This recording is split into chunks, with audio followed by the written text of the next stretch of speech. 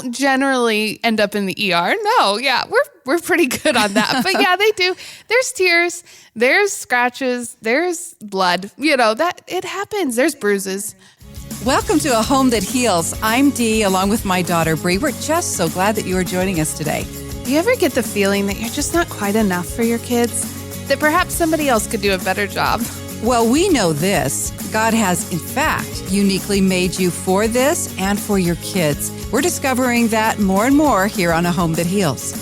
When those siblings are just kind of going at it and you're about to pull your hair out, do you ever wonder if it's okay to just let them duke it out? We're going to explore that question and give you our answer next here on A Home That Heals.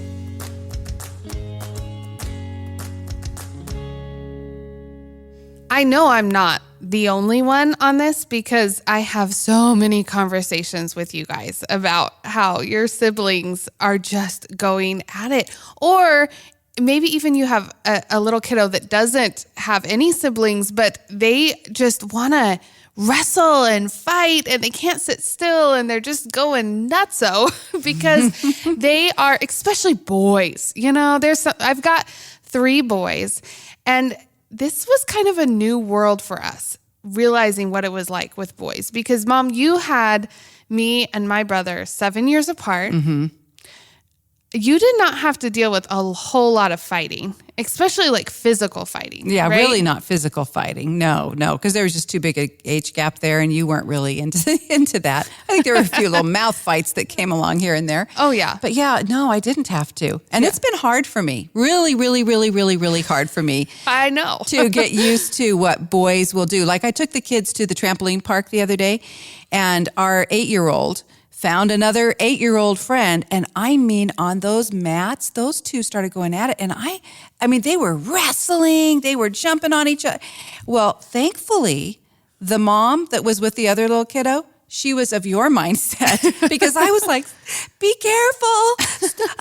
Stop. Oh, be careful. Be nice. Be nice. Now, don't go Let's just come over and play nice. I didn't say that, but I did. I was really sweating bullets. I don't like it. I don't like it. But yet you have tried to educate me that this is really, it's important. Well, what I have realized is they need this. They desperately need this. And part of it, to be honest, it started with just like relinquishing my desire for control because there was no possible way, especially when I had 3 boys under the age of 5 to control it. They're just, I completely was at my wit's end of trying to make sure that they didn't hurt each other. And I realized they love this. They they don't generally hurt each other, which is kind of amazing. Well, am I right or am I wrong? I mean, you just hid that part from me. Oh, the broken arm, you didn't notice that? Oh, okay. Okay, they don't generally end up in the ER. No, yeah, we're pretty good on that. But yeah, they do. There's tears, there's scratches, there's blood. That it happens. But then there's bruises. Learn kind of about going too far. They say to do that with puppies. Puppies they'll do that squeal thing. Oh, and that tells somebody, okay, you've gone too far. Yeah. Kids do that too. They do. They squeal. They do. And I don't know. I am such an advocate, especially in seeing the transformation it has had on my kids when I really have found out, especially our 8-year-old that you were just talking about, he needs that. Mm-hmm. I mean, the other boys, they really like it and they enjoy it. He needs it. He has to, he's one of those kids that is constantly moving. That's how he learns, is by moving, jumping off things, grabbing things. He wants to, if he comes to give me a hug, it's not a gentle hug. I'm pressing into you as hard as I can to get as much contact as possible. Yeah. Hug. It's the way that God made him, and it is beautiful and wonderful and awesome. I mean, I totally believe if he lived back in the day, he would have been like the frontline Trojan guy that was just this massive warrior. That is who he is, and I don't want to diminish that. I don't want to tell him that is bad, but I do want to find healthy ways for him to be able to engage in that. Right. And a good framework for it too, because I think there's what I always worry about when they're at my house and they're doing that. I can kind of always tell if it's going somewhere that's going to be really angry. You know, like if somebody's going to get angry, and I gotta be honest, I don't like that. I don't want to see it go that way. I realize that sometimes it does naturally, but that's where it gets a little hard. Maybe for my generation too, because we just didn't do, at least in my home growing up, we didn't do yelling and screaming and, you know, and that kind of thing. And so. But we do, yeah. We're all good with that. No, I don't mean that. Here at Home that Heals, we like screaming and yelling. I'm sorry, I don't mean that. Sure. But I do think you have a tolerance for it that is beyond me and most grandmas. Am I right, grandmas? It's I don't know, it's a little harder for me. Okay, but let me just shoot this idea out to you. You know, I've been guilty of this too, where for a while I tried to teach them that it wasn't nice, you know, to push and shove and do all of that.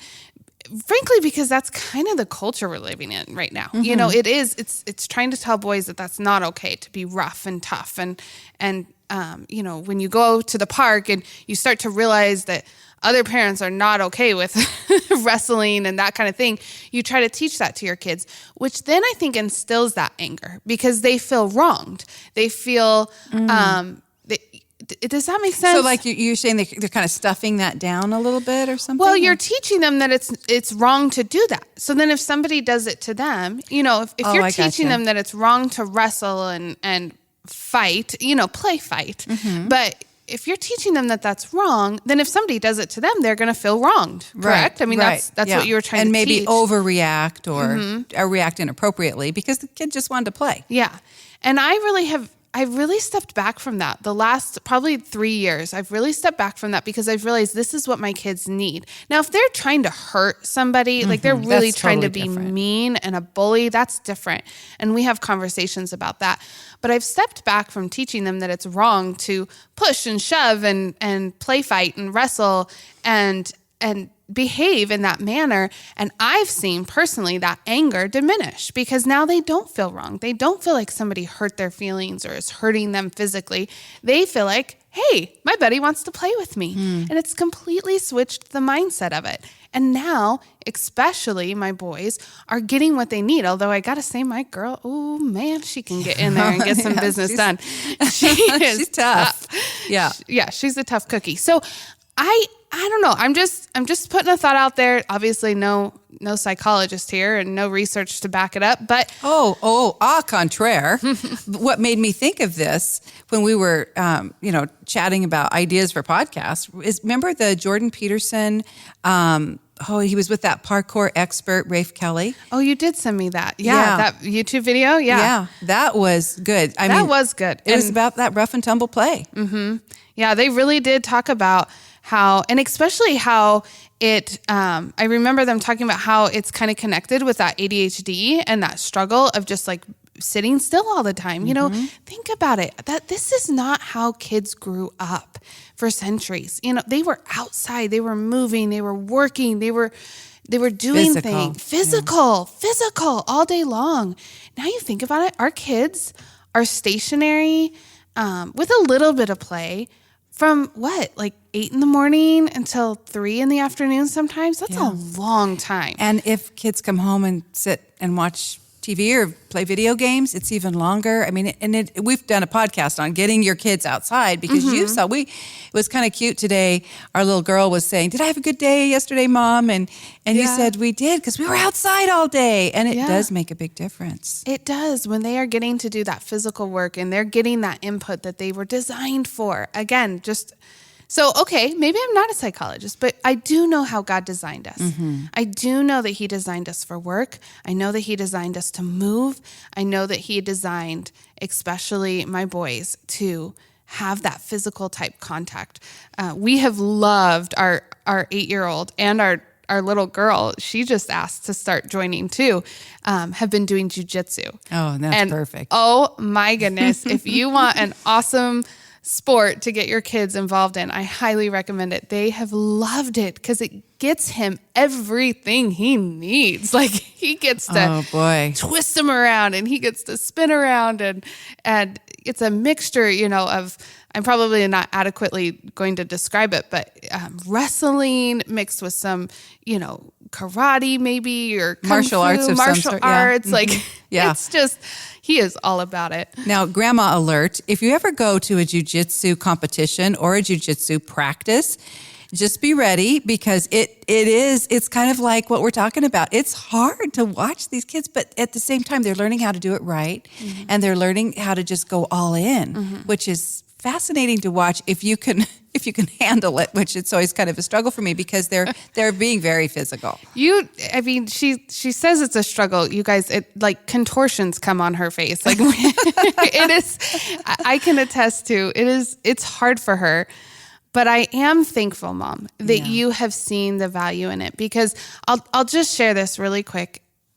If you're a mom and you just don't know what to do because you feel like, I have this kiddo and he can't sit still.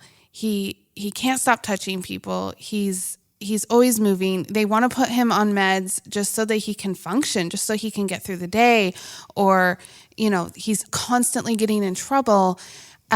His emotions are erratic. He goes from happy to angry to sad. He can't control. You can't reason with him, or he's feeling depressed. Like he's always bad. Like he's always doing something wrong. Then I just really encourage you to think about this, because it truly transformed my kiddo's life. That's where he was at. Yeah. He was at a really, really dark place because, frankly, I wasn't allowing him to be who God created him to be. I wasn't giving him enough opportunities to get all of that rough and tumble boyhood, into his day, to fill his cup, to get his body moving, get his mind moving. That's what's amazing to me. Is this is all about his body, but the connection to his mind is so clear. It is so evident that he is able to think more clearly. He is able to express himself more adequately. He is able to retain information so much better. I've really noticed that. Big time. Yeah. So I do have to say, for all my facial contortions over here, I do have to say that I have seen the proof in the pudding. Boy, that's an old saying.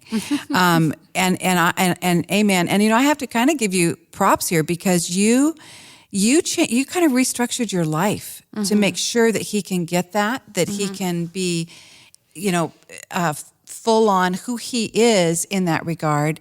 And so we'll be sharing about all that stuff later, but boy, it's been big. It has. So be encouraged. Be encouraged that there are ways right at home that you can implement opportunities for your kids to just move and play and be rough and tumble.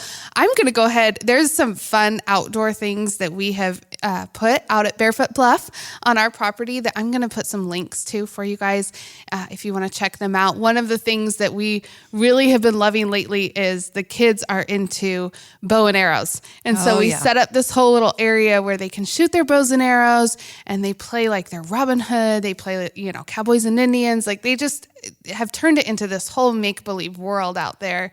And so I'll put some pictures up of that space. Obviously, just like swings and play sets that they can climb on and fall off of and just be tough and rough. And then when they start to wrestle and they start to fight, teach them about kindness, teach them about bullying. Absolutely. Make sure that it doesn't cross that line. Talk to them about that. But also, I say, let them have it. Well, let's link the Jordan Peterson video as well. It's really a good one. And they do go into a lot more detail, especially if you have a kiddo with ADHD or any of those kinds of issues, because it's big. And they're going to explain all the scientific side of it a little bit more, and you'll enjoy it, I think. Well, thank you guys too for just being a part of this community. We are loving it. And when we come back, we're going to have a Barefoot Bluff update. And I hope, though, that you'll hit the subscribe button. You'll share this with a friend. Maybe you have a friend who's wondering the same thing. Can I let my kids fight? Send this their way. be sure to like and leave a review for us too. We love hearing from you on Instagram and Facebook as well. We'll be right back.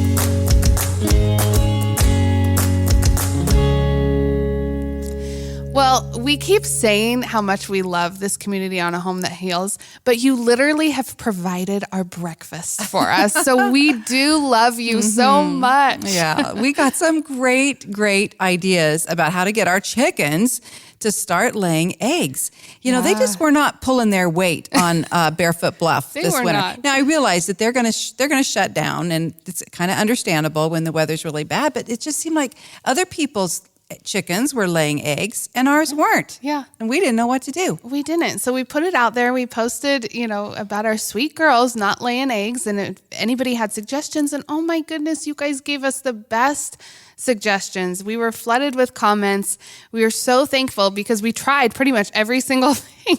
I mean, who knew chili flakes would help your chickens? I know. I had never heard that one before, but we tried everything. And so shoot off the fireworks. We've got eggs. And I had to get some up to you the other day because they've really started laying. We've got eggs coming every day now. Oh, we do. So thank you so much. We love you. We have breakfast now. Yeah. The kids love you. Nothing like those farm fresh eggs. No, we hope you know that we are praying for you. We are so thankful that you're a part of this community. We hope that you'll share this with others to encourage and uplift them and to remind them that they were made for this role that God has given them in their child's life. And join us next week on A Home That Heals. A Home That Heals is produced in partnership with 89.5 KTSY. To find out more about them, go to ktsy.org.